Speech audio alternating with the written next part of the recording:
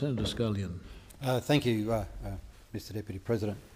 I'd like to take this opportunity to perhaps place again on the record the Coalition's views on, just briefly, on Stronger Futures. I would like to also perhaps take to task Senator Siewert's remarks in regard to some of those matters. Senator Siewert says that the intervention completely failed, and she brings forward some, what I would say at best is anecdotal evidence. I get lectured quite often from Senator Siewert and others in the Greens about evidence-based policy.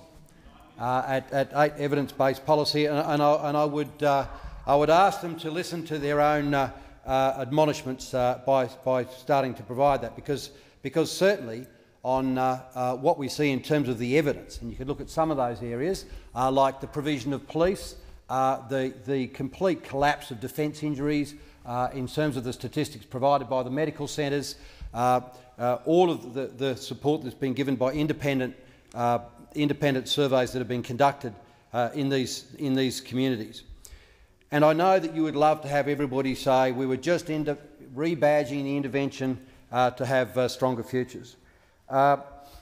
Stronger Futures only deals with, as you would be well aware, Senator Siewert, with community stores, some provisions around community stores, the rescheduling of the alcohol provisions, which were the case where the community has asked for that prior to Stronger Futures, and announcing that the leasing arrangements will now in fact be voluntary. And I have to say that the circumstances and the funds behind the intervention were something that can't be compared with just simply a rebadging under the Stronger Futures legislation.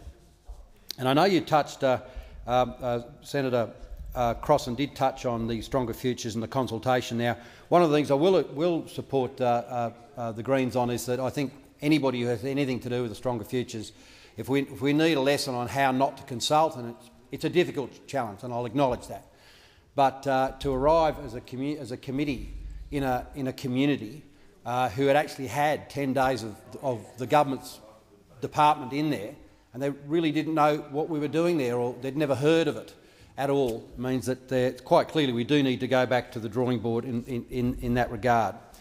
I think, as Senator Crosser indicates, the Shire Council reforms were not only confusing, but I think very destructive in terms of how people felt about their communities and their capacity to be able to say these are the priorities that our community need in the Shire context. The Country Liberal government in the Northern Territory has a policy to return the full say to those individual shires that existed prior to those reforms. Again, Senator Crossan, I know that you talked very fondly about the consultation about CHIP and how you had your house built. I agree. I think a lot of people were quite happy with that. There's two problems with it, though. One, it cost $53 million before a single brick was laid. And the second is that the feedback that the Aboriginal people gave them about what sort of houses were to be built was completely ignored.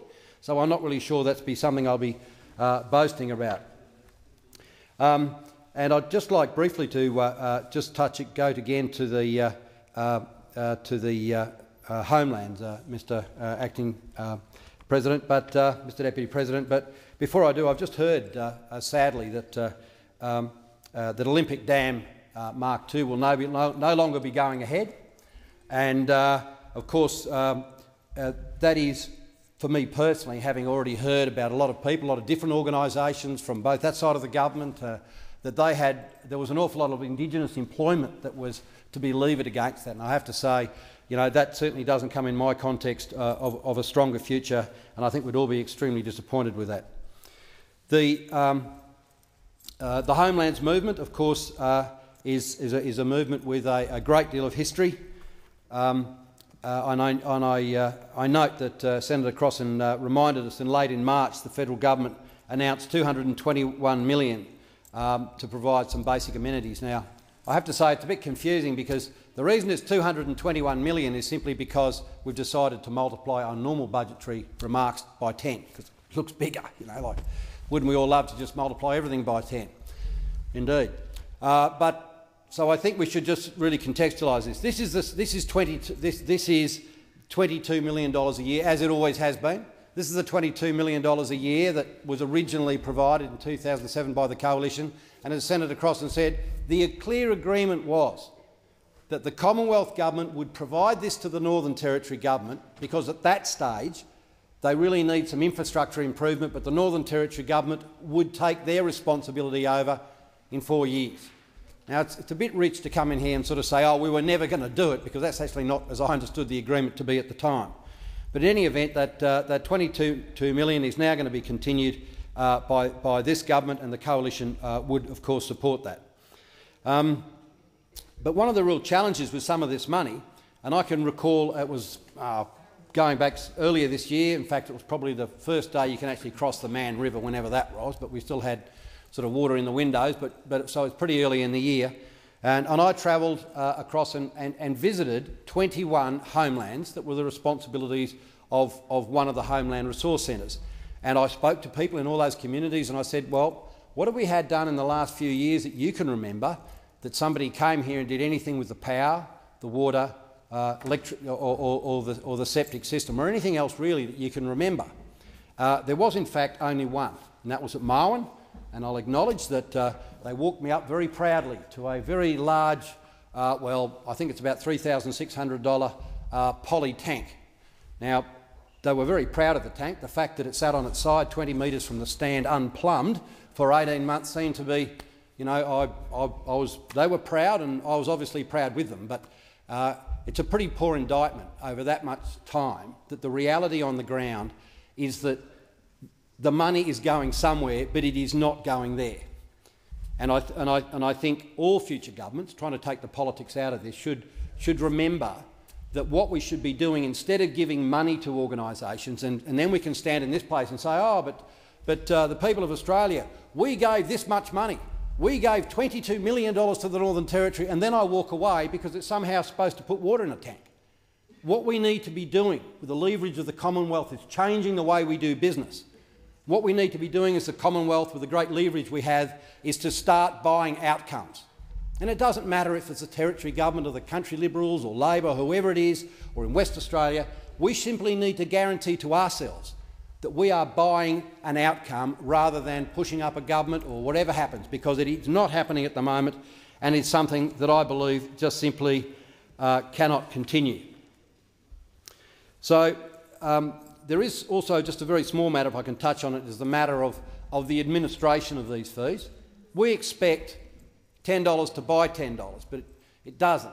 It invariably buys $9 or $8, and you start getting out in the bush a bit and it sometimes creeps up, and we need to ensure that we take that into consideration when the Commonwealth is using its massive leverage to ensure that we actually provide outcomes. Another small matter in the homelands, one of the things more generally is the provision of $690 million for an additional 60 police officers. They're not actually additional.